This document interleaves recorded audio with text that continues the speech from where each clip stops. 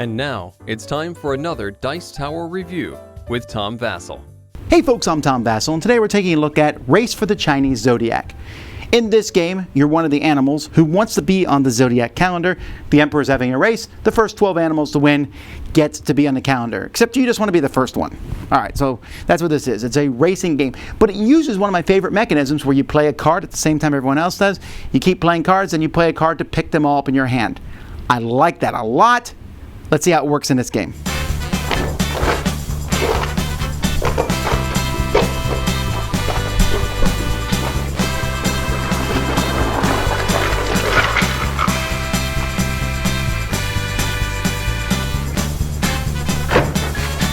At the beginning of the game, each player is going to pick which animal they're going to be. You'll notice there's two pigs here because one is for 3 players and one is for 4 players and one is for 5 players. They might change based on the number of players. It gives you a special ability. You will take the figure for that one and place it on the start. Each player is also going to get numbers here, 1 through 8. You might get a few less numbers depending on the number of players. And you're also going to get some energy cards, some 1s, 2s, and a 3. And again, that might be modified. You have this wheel here. These are going to be placed in it randomly. It's possible that some will be missing. Some of these pie pieces will be missing based on the number of players.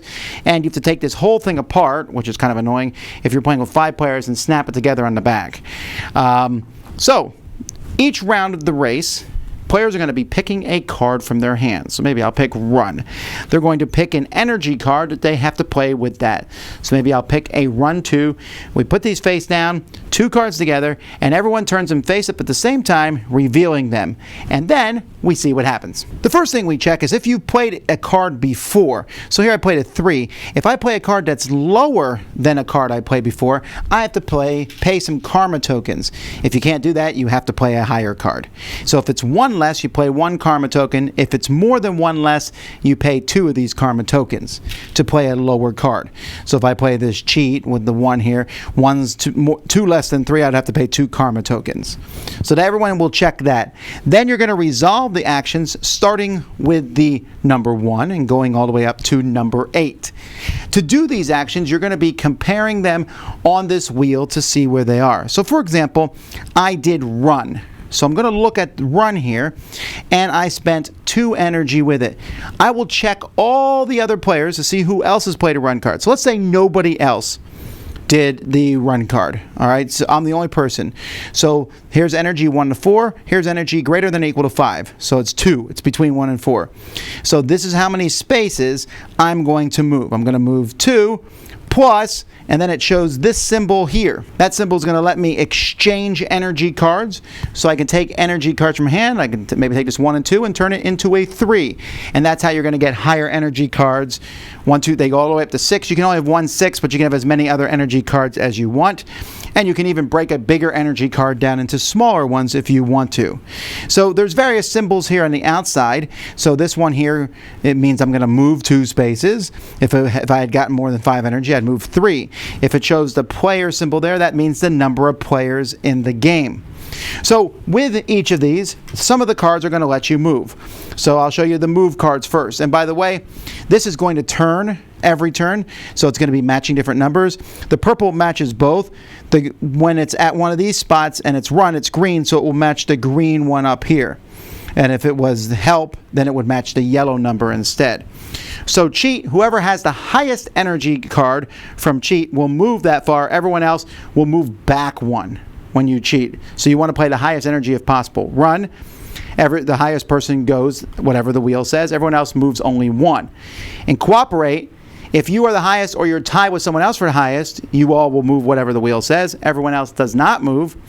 And Walk, you get whatever it says from the wheel. Everyone else does not move. So usually you want to play the highest energy. You can see which energy cards people are playing.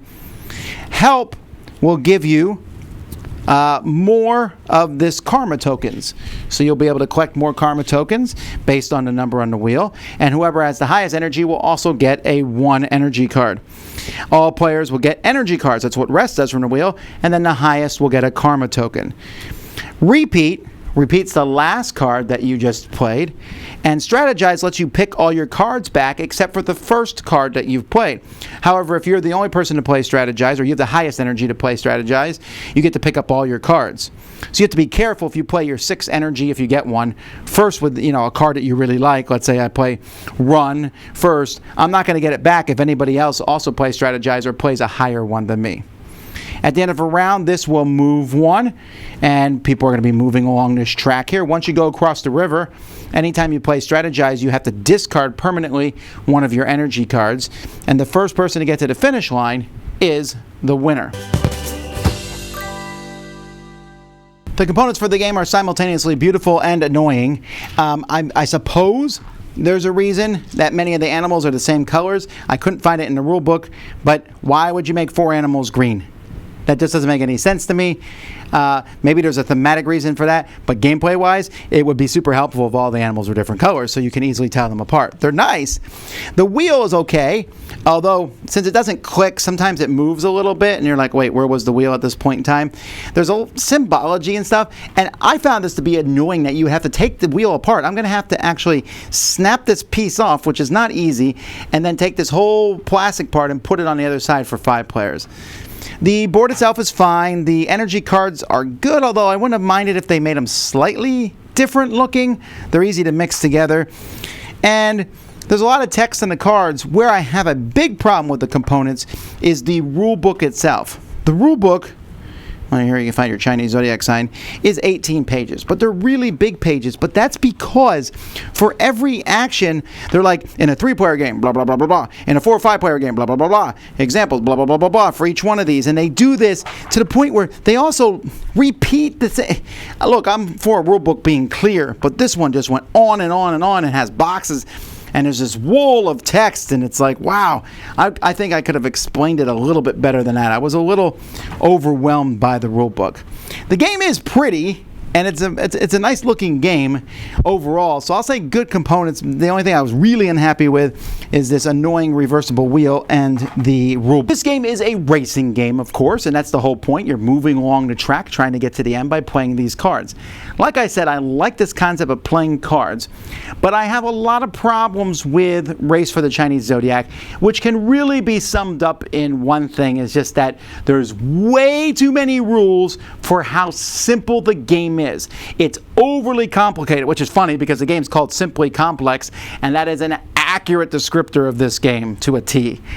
I love the concept of this game, but at the end of the day, it felt like there's just, okay, what am I doing here? I'm going to play a card, but if I play a card that's a lower number by 1, I pay a karma. If it's lower number by 2 or more, I pay multiple karma. I'm going to pay an energy card with this person. And so every round, I'm playing a card with energy. We flip them over. All right, who played 1? Did anyone else play 1? Okay, you both played 1. All right, let's compare those. We'll add the energy scores. We'll look here. Okay, who has the highest? You have the highest. Okay, then you get to do, that's 4, and you move 4, and you don't move. Okay, now number 2. And it just, for a race, it felt like, oh,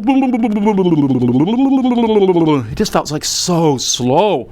And there's so many things to look forward to. I need to look at what card to play next. What card do I think John will play? Then what energy card am I going to play? What energy card is Susan going to play? And then where is the thing going to turn next turn? So what number is going to be where? And what does the rule book say in this player game? If other people play the card, I might move extra spaces based on the number of players. Oh, it's so much. And yet, I don't, complex is not necessarily bad, but at the end of the day, so I can move 2 spaces. Also, some of the stuff doesn't make any sense. Cheat? What does cheat mean? Cheat, it sounds like you would do better, but cheat, run, and walk, and cooperate, they're all pretty much the same thing. Cooperate, if you and someone else play the same energy card, you both move forward. Are you allowed to discuss what you're about to play? But what's the benefit of cooperating? If I say, let's both play 5, we can go farther, you're like, sure. And then you play a 6. That wasn't cooperating, and you're rewarded for it, and I'm punished for it. That doesn't make any sense at all. Why is the card called cooperate? And so there's get karma, get more energy cards, change the energy cards into bigger energy cards, and then move.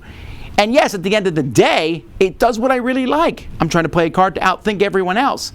But at the end of the day, I don't care about any of this. It feels like so much effort put into this game. Who is this for?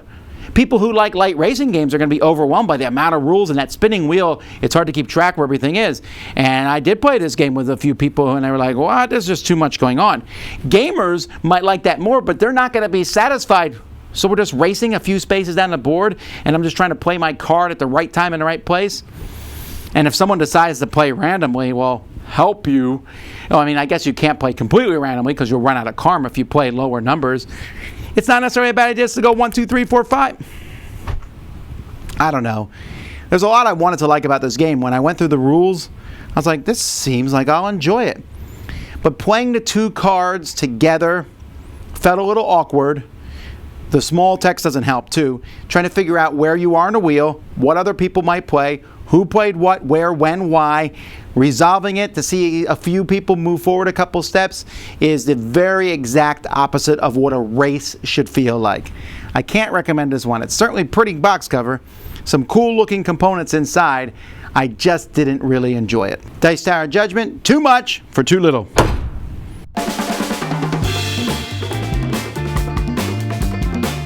Thanks so much for watching another Dice Tower video. If you enjoy our videos, subscribe to the channel for more fun, comprehensive board game coverage. Also, consider joining us at one of our events. Come to Dice Tower Retreat, a small, intimate gathering where gaming is king. Join us for Dice Tower Cruise, the largest board game cruise. Attend Dice Tower West in Las Vegas for gaming fun on the West Coast, or Dice Tower East in Orlando, in sunny Florida. Dice Tower Conventions, the friendliest gaming conventions on Earth. I'm Eric Summerer, and you've been watching the Dice Tower.